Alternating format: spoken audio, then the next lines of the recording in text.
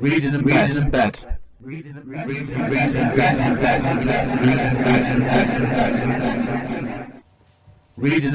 bed.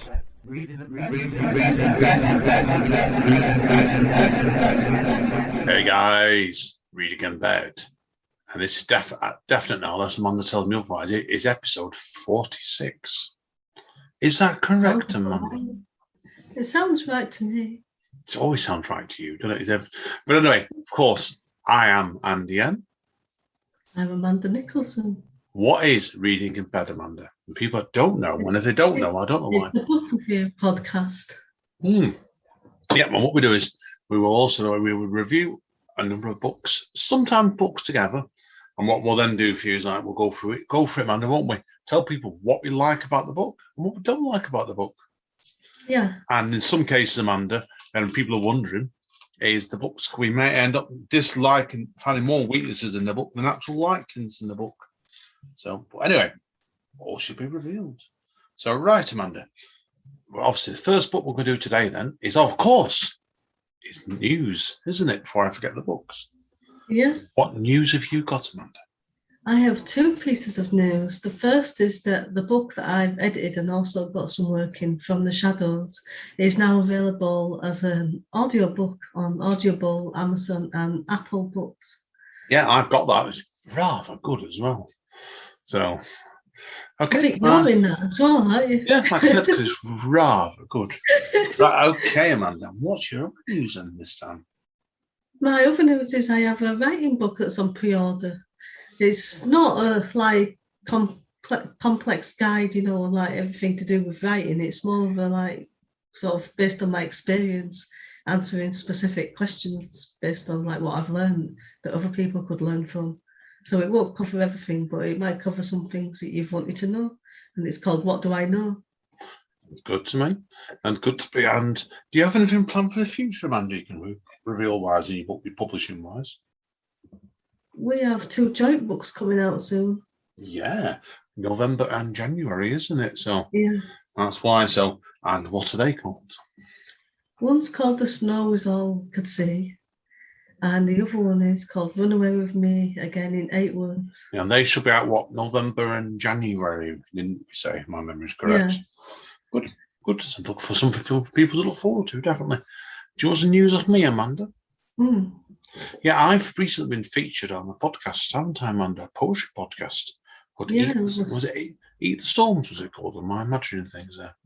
Sounds about right, I think so. Eat the Storms, yeah. Week before last. Storm in it, yeah. Yeah, Eat the Storm, yeah, the week before last it was. Now, it's worth everybody keeping an eye on that podcast as well, because Amanda's, you sent your submissions through, and we're hopeful you're going to be featured in the next few weeks as well, aren't you? Certainly for the next episode. Yeah.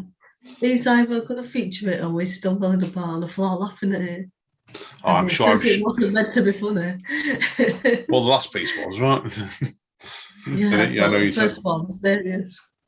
We'll find out in due course. Yeah, watch your space, guys. We'll know more about that in the next couple of weeks. But certainly, like I said to you, mine's out there now, and I'm very, very, very pleased with that as well. So, and if anyone looks at my blog, and you can track me down, you'll see I've been on a number of other podcasts recently, and I've got several bits and pieces forthcoming at the moment as well. So things are definitely busy at the minute, that's for sure. So, right, Amanda, on to the first book for today, then, isn't it?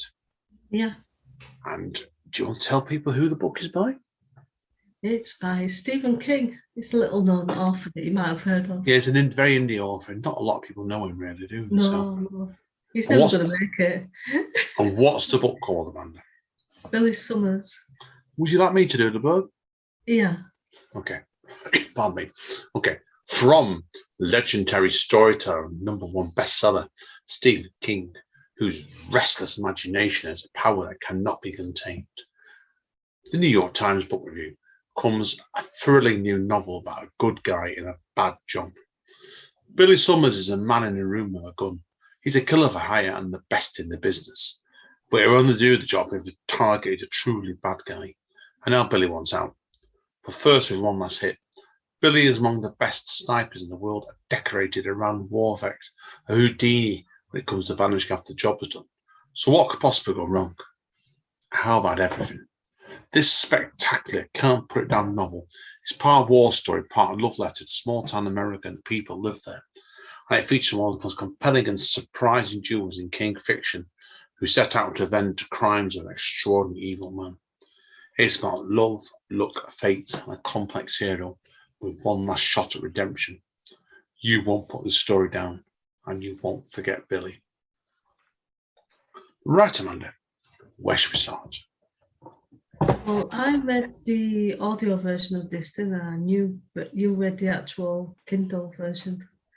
Yeah, now anyone obviously knows Stephen King does go on a bit. So the book itself is, I think it was 528 pages on my Kindle. So how many hours did it take you to listen to it, Amanda? 18 hours. Well, that's not the longest one you had with Stephen King, is it? I know you did. Didn't you do the audible version of The Stand? Yeah, and that was about 48 hours, I think, somewhere around there. Yeah, and that's like 1,100 odd pages, so it kind of makes sense, really, as well. Right, okay. Now, I think, can I start this off today, Amanda? Because I've got a few things I want to say about this. The reason why I decided to read this book myself, apart from that I knew Amanda was going to review it, because originally I was going to review something else, and to be frank, I'm not going to own the book. I hated it, so I dropped it. But I then got a newsletter come through from Ed Bruckenbender, who, you know why I like him, Amanda, don't you? He's a crime comics writer. Yeah. And he turned around and said in his newsletters that this is probably the best Stephen King book he'd ever read.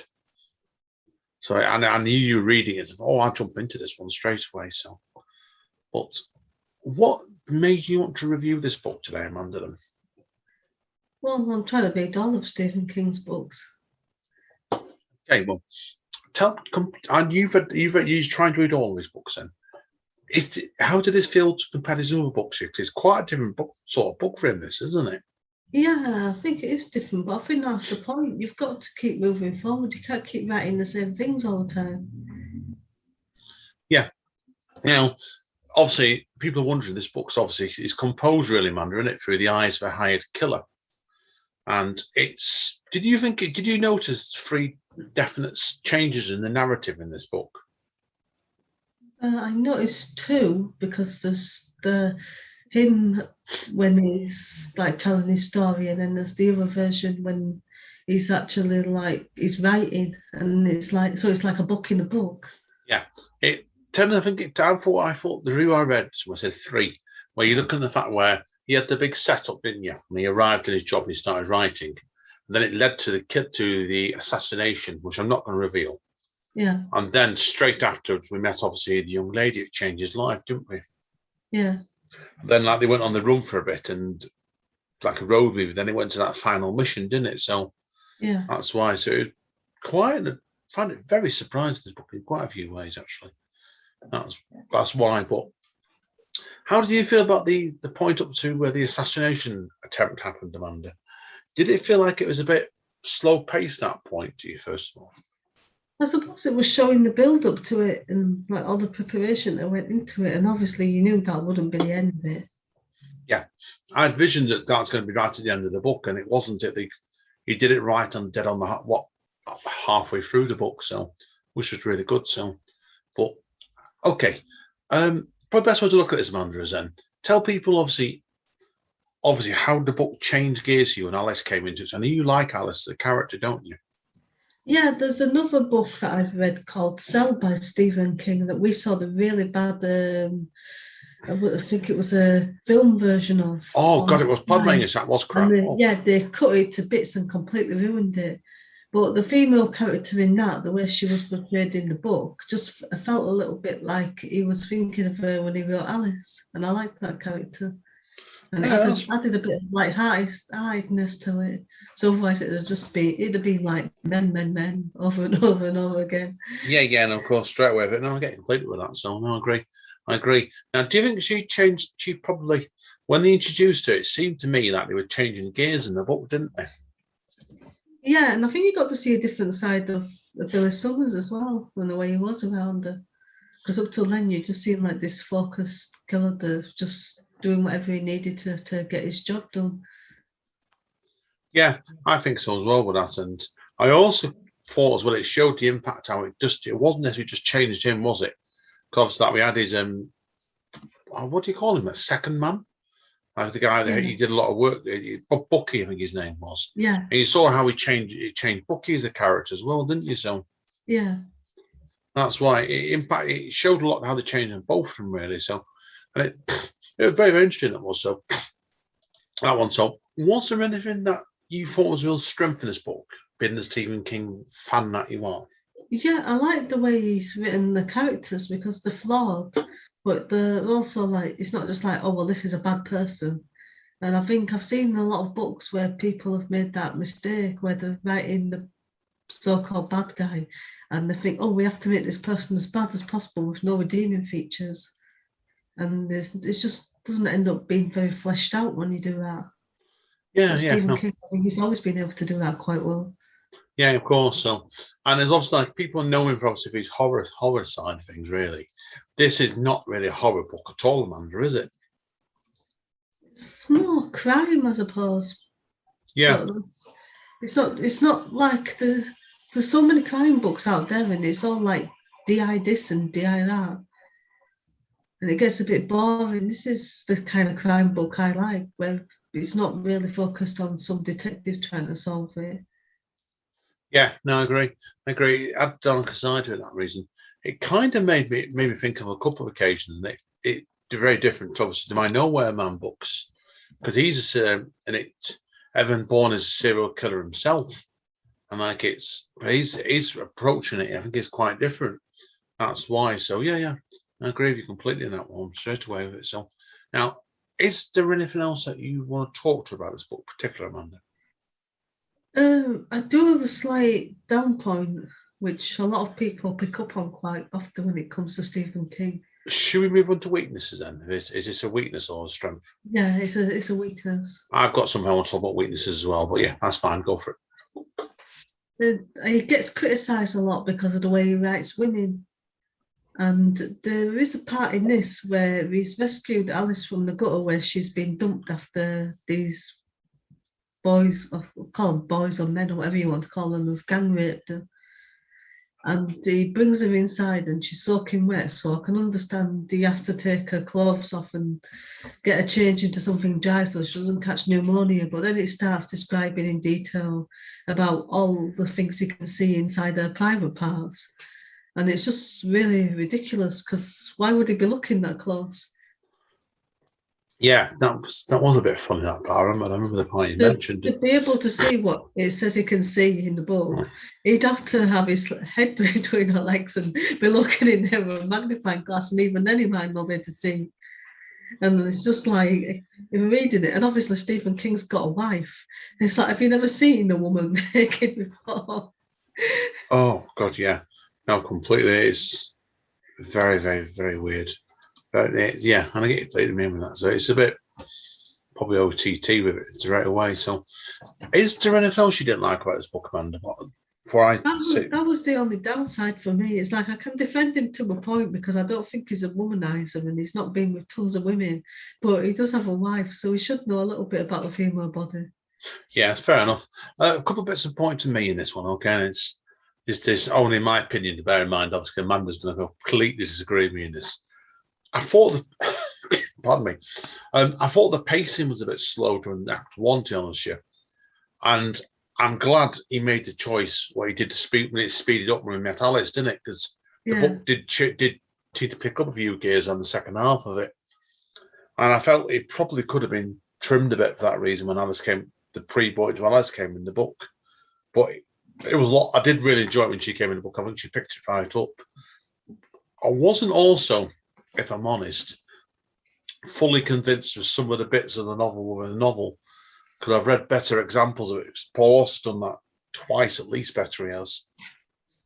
And what did you reckon to the bit at the end of it, Amanda, when Alice seemed to take to like a duck to water with wanting to get involved in one of the missions at the end of the book? Yeah, I'm not sure, but it's probably just because of what she went through with the gang rape and stuff. Yeah, That's what she wanted to. It was. I don't know if I got a weakness. It was a surprising move. That's probably the best way to put it. And the other good question I asked Amanda as well as you, obviously being a novelist yourself, would you have actually done this book in the third person like Mr. King did, would it have worked better in the first person? I see why he's done it, because you can tell then which are the novel writing bits and which are the bits that are happening then. Yeah, it was not an approach I would have said I wanted to attempt, but it worked. I don't know. I found it a bit. Sometimes there's bits of it where I thought I'd love to see it more in the first person, but again, didn't hate it. I thought it was a good book. So, okay, have you got anything else you want to say about this book, Amanda? No, I think I've covered everything. Should we mark it then? Yeah. Ladies first. I'm going to give it 8 out of 10. Guess what I'm going to give this book? 8 out of 10. Correct. And then I was wondering, we don't tell each other, do we, what we mark these books? No. So that's what we're doing. As Amanda says, psychic man won't. So that's why. So it's all planned to perfection. So, right, guys and girls, that's the end of part 1. Now, the podcast this month is going to be slightly different for a few reasons we're not going to go into. Amanda's only done one solo book this month from Amanda, haven't you? So yeah. So you're going to do the book at the end of the podcast. So the next 2 are going to be from yours truly. So let's see if I can bore the pants off everybody for 2 books and the trot. So yeah. Let's see you all in a minute then. Say bye, Amanda. Bye. Reading in bed.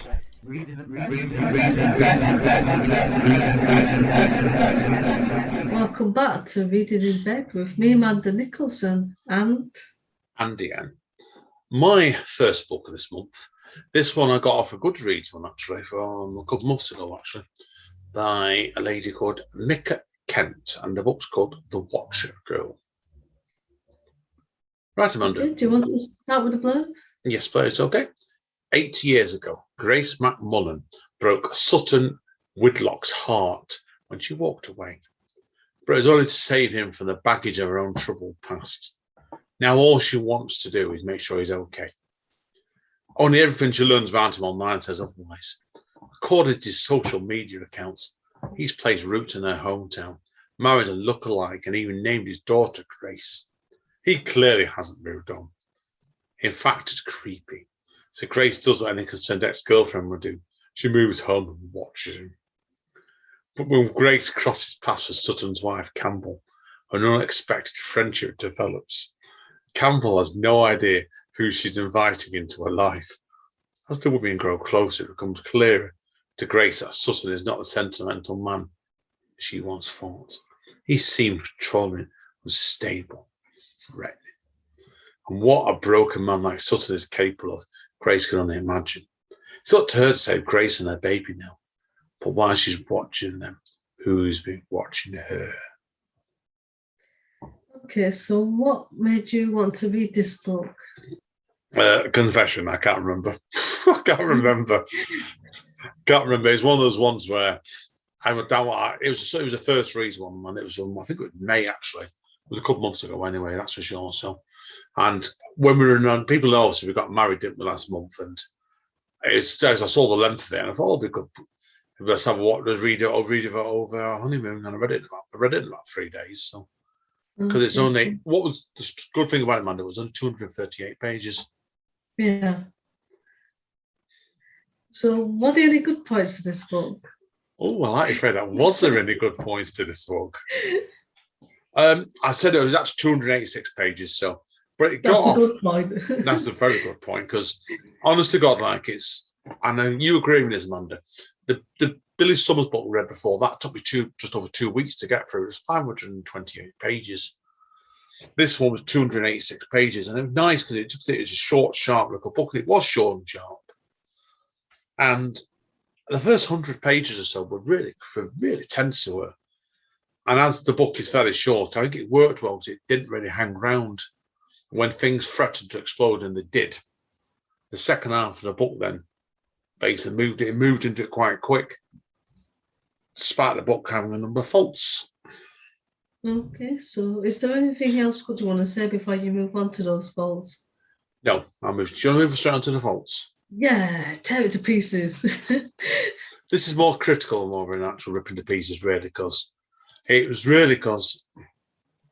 the full problem of the book was the central character, Grace.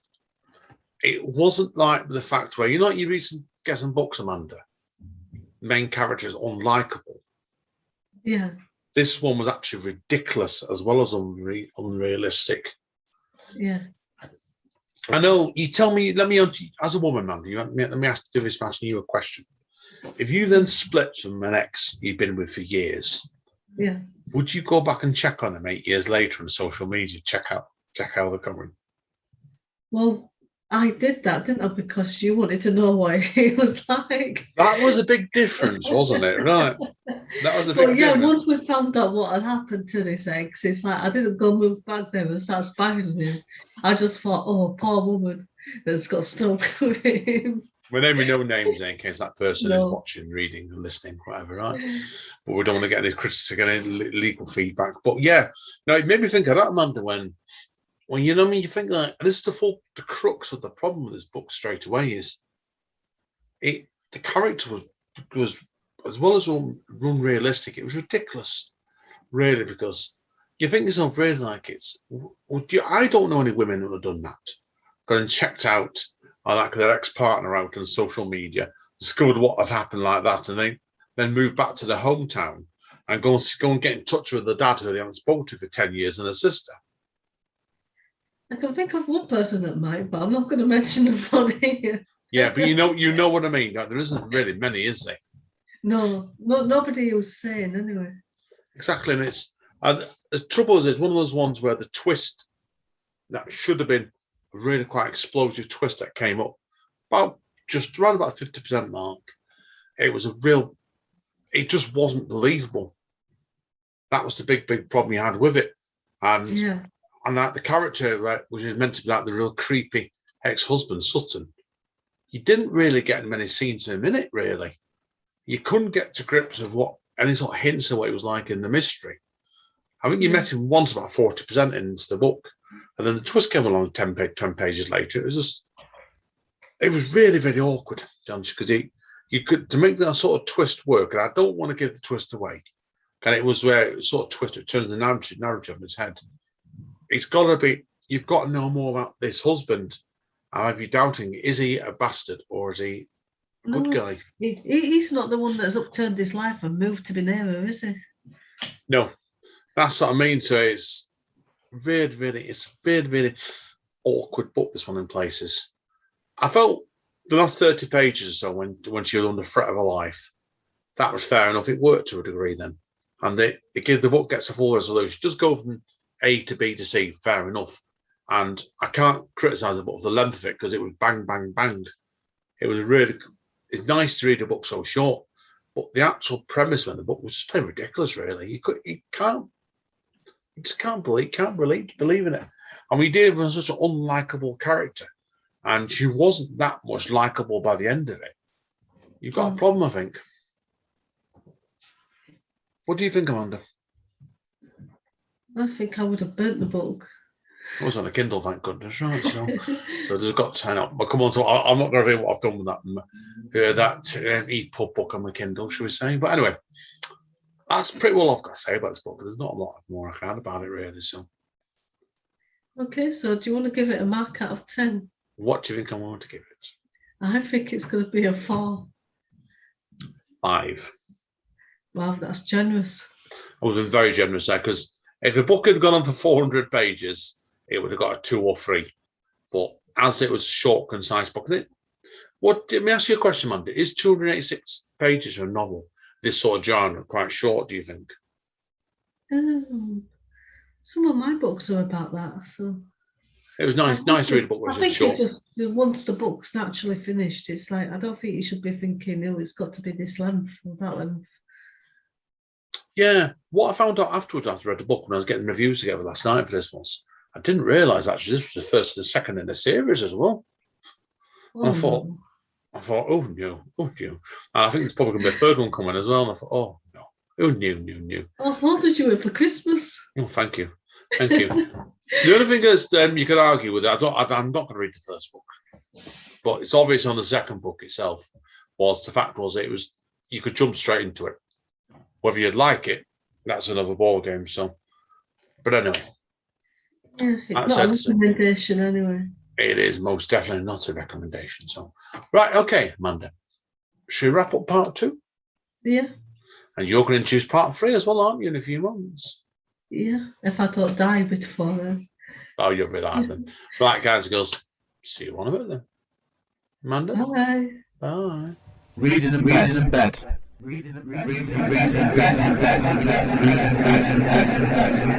Welcome back to Reading in Bed with Amanda, Nicholson and Andy Seal. Oh, sorry, Andy N. Andy C. Who's Andy C? Who knows, right? So, now, of course, seriously, we're up to episode 46 here now, aren't we? So, and there's people wondering, obviously, like I've got a question to ask Amanda before we start my second book. You think, really, Amanda, when we first started this one off now, with this year, we have our 4th year, won't it, as a regular monthly podcast? Yeah. Somebody did ask me this actually in person a couple of weeks ago. How do you actually manage to keep such a regular podcast going in this sort of thing? And it's a lot of it is, and Amanda would agree with this, is we just simply, obviously, we try and keep a regular routine, really, don't we? Yeah. And what else do you try and do, Amanda, when we're doing this sort of podcast? Read books. Yeah, that's all we do. Well, we do. In my case, mostly reading when I'm going to and from work, and in Amanda's case is, I've heard you're audible on at 3 a.m. before a couple of times now. Yeah, it helps me fall asleep. I think we discovered that on the honeymoon when it was really warm and I couldn't sleep. Oh, yeah. Now, it's worth mentioning when we were in Blackpool on him, and it was 30 degrees every day, Amanda, over there, wasn't it? And yeah, it was. I remember us walking around, and we were up in South Pier in Blackpool one of the nights over there, nearly midnight, and it was 21, 22 degrees, absolute scorching still, wasn't it? Yeah, I remember saying, I'll just close my eyes for half an hour and listen to this Billy Summers audio. And I fell asleep and I had to rewind it back to the last bit I could remember. And I didn't try that again because it's like bedtime stories where someone's reading you to sleep. You're not clearing out that one, I remember that. Oh, God. Anyway, we're digressing. So, okay, would you like to know the title of my second book for this month, Amanda? Yeah.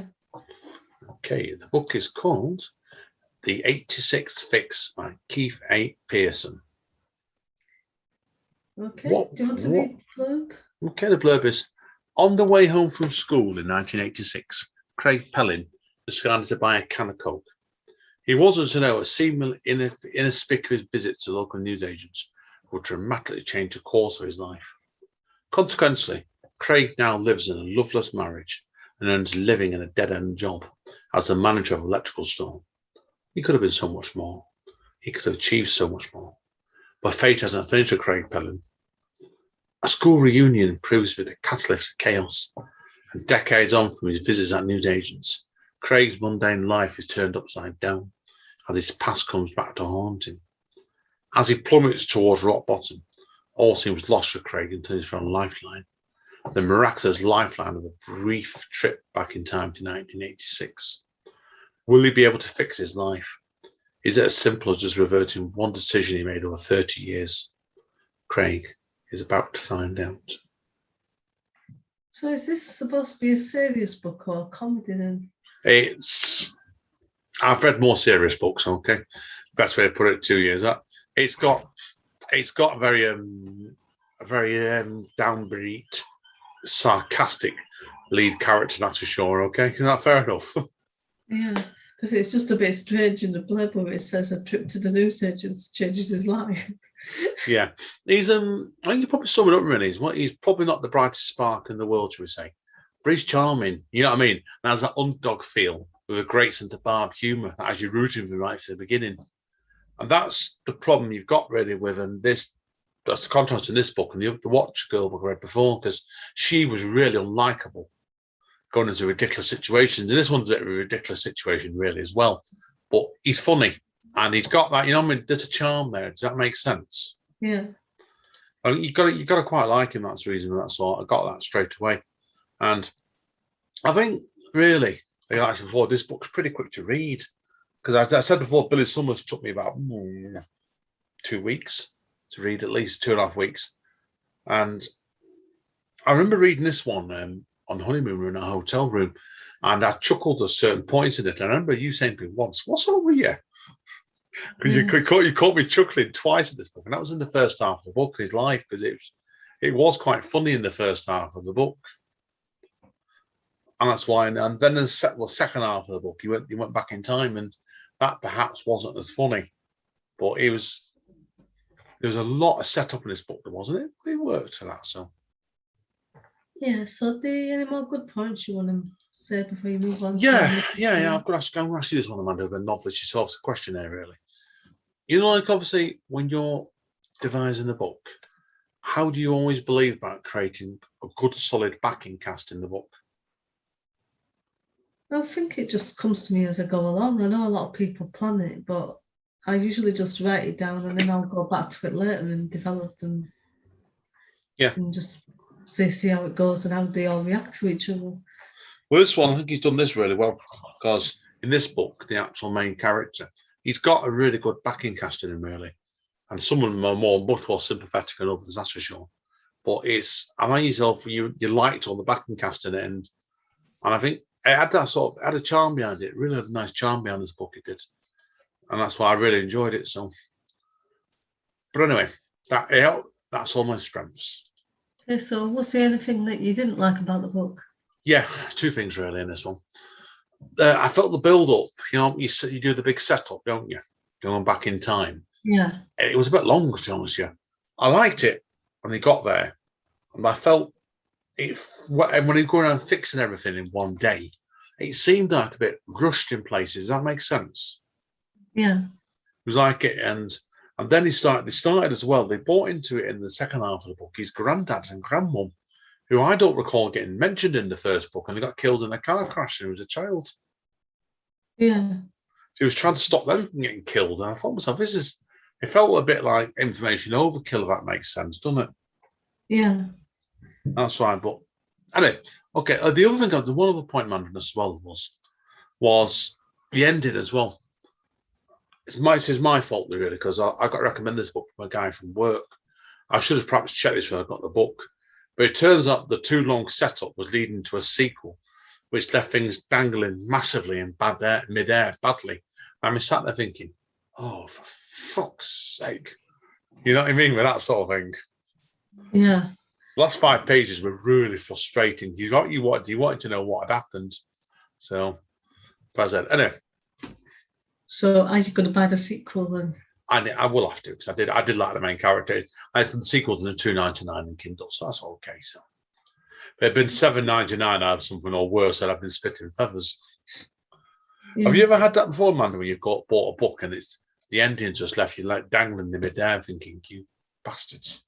Yeah, I've had that a couple of times, and then I've gone back and looked at it and realised it's like book 1 or something like that, and I've just not noticed that before. Yeah, and have you had it before when you look at the price of the sequel thing? That's too bloody much, that. Yeah. A lot of people do all these courses where they say, "Oh, start it off for free or 99 pence or 99 cents or whatever." And then increase the second one, increase the third one. And then by the time the 12th one's out, it's like $100 to find out what happens, and everything ties up nicely. Oh, it would do your head in that one completely, wasn't it? So, this one is $2.99 the sequel. That's in sterling. So I'm gonna get it. I'm probably gonna order it this afternoon. And I may well read it for the next month yet. So, because it'd be a nice, easy book to read. And I've got something else in mind at the minute, but we'll come on to that later. So, right. Anyway, Amanda, what do you reckon I'm going to about this? I think it's going to be a recommendation. Yeah, if I'm honest, I was going to, if it hadn't been for those last 5-10 pages, I would have given this a 10 because it was brilliant. Really, really charming book. But the bastard, the way he pulled the rug out of us in the last 5-10 pages, and I was sat there thinking, so it gets 8. Okay, well, that's a recommendation at least. Good book. It was a good book. So well worth your time. So, okay, that's the end of part 3, and there's a 4 then for a second. It is 4, isn't it? Yeah. No, yeah, I'm losing track of that part, and then into part 3. So we're going to take a quick break, and we'll come back. And when Amanda's ready, Red Contendo, she'll be ready. We'll be on to Amanda's solo book for this month. Yeah, I can give you a clue. What's the clue? I've just got to go let this book out of the cellar. I've just got to open the door. You got the lock. You got the lock. The key. Yeah. I got the key. I got the secret. Is it like that? I've got the key. I've got the secret. No, seriously. That happens in the book. We'll see you all in a minute, okay? Take care, guys. Say bye, Amanda. Bye. Reading and bet.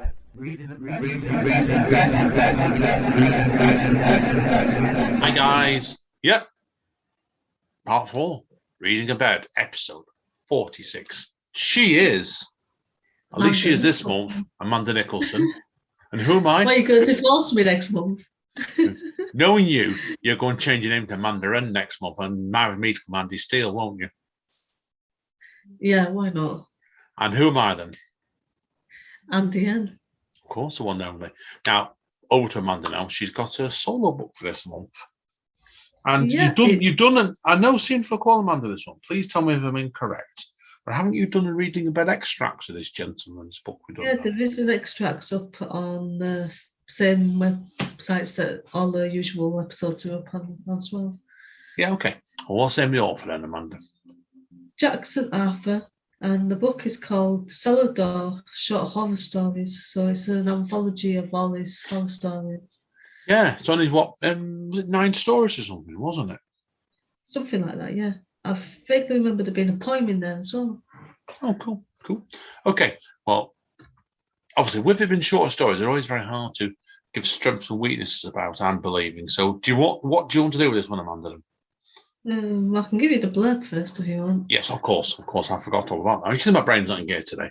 Give us a blurb first, Chuck. We've both got the lurgy, that's right. Yeah, and people are wondering, that's right, why. Here's the blurb. The voice of a strange man forces 2 young women into a fight for their very survival.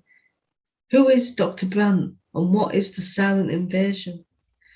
Darrell Rashford can't sleep. Terrorized by dreams of flesh-eating creatures, he returns to his childhood home in search of answers and peace. During his search, he must face not only his past, but the monsters that hide there. Joseph Kemp does a good life. He has a successful career, a beautiful daughter, and a loving wife. But when he wakes up in a strange room in a strange bed, he's not sure if he has awoken into a nightmare or if reality is not how he remembers it. What terrifying tales lie beyond the cellar door? What creatures await to devour you? Will you open it? Are you brave enough? Are you brave enough, Amanda? I'm scared. You're scared, yeah. Scaredy wordy, are you then? So, right now, obviously, what's in the case then? How do you want to do it then? Because I know you said there's 9 short stories, didn't they? And I seem to recall, wasn't it about 168 pages of book? So it's quite a short book, really, isn't it? Yeah, I can say a little general bit about the book in general, and then I can mention a couple of the short stories. But I don't want to give anything away with them all being so short. Yeah, go for it. So mostly in general, I think when you're writing a book like this, it's really hard to write something that's never been done before. I think the only thing you can really do is take something that's been done and just write it in a way that makes it like your own sort of stamp on it. Right, yeah. So tell us about a couple of stories then. So there was one that's called Black Ice, which has a car wreckage in it, and this would fit in with Supernatural, which I forced you to watch for several years. 15 seasons in 2 years? Yeah, I made you count 15 years worth of 2 years. That's our countdown. Yeah, it felt very much like a Supernatural episode, and you had an idea of what was going to happen, but it was well told, and I think it was very well edited as well. Oh, cool. It was entertaining to read. I didn't think, oh no, I don't want to read this. So I think as long as it's told in a way that you want to carry on reading it, I think that's the best you can do, and just try to put your own spin on the story. And they managed that. But my favourite one was one called I Dreamed of Monsters. And that actually turns out not to be a monster in the end. I'm not going to go into what exactly happens, but that's what I like, where you're expecting to find out it's actually a flesh-eating monster and it's not. Cool. In fact, some of the worst monsters are actually human. Cool. Okay, then. So that's been the case then. Obviously, there's 9 stories on it.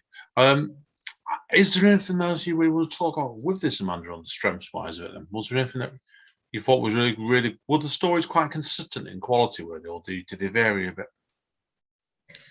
Yeah, they were really well written, and I like the way like it went from one to another.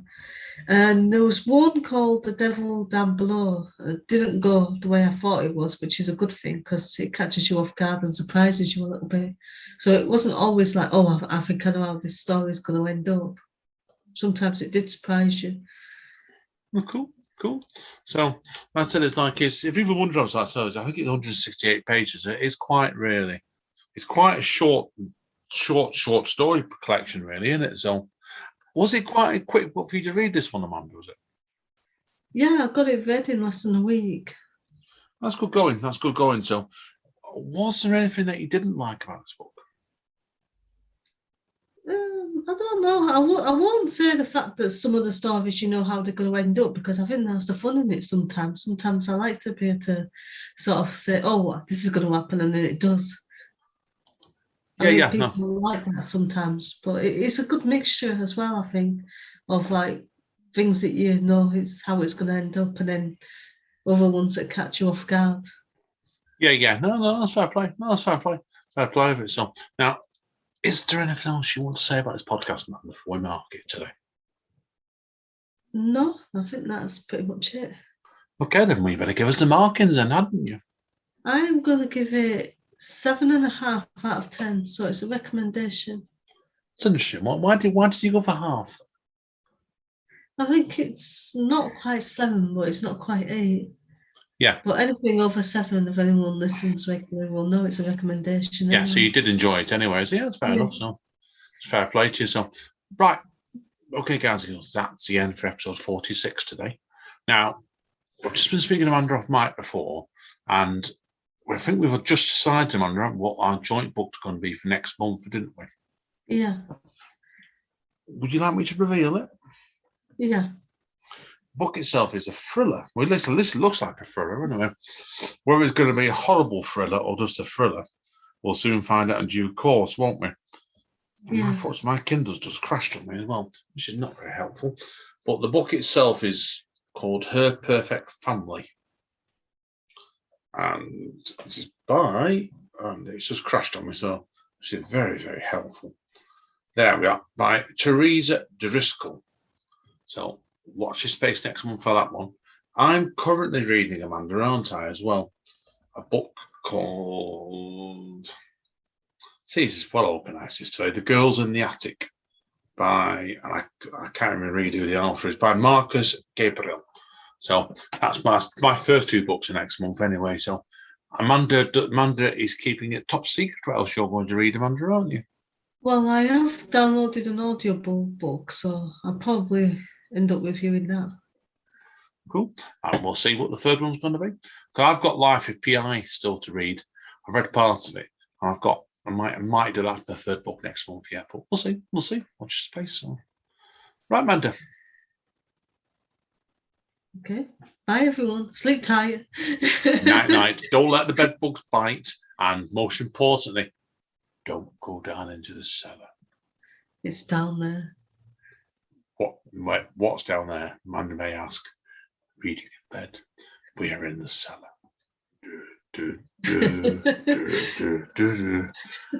See you next time, guys. Say bye, Amanda.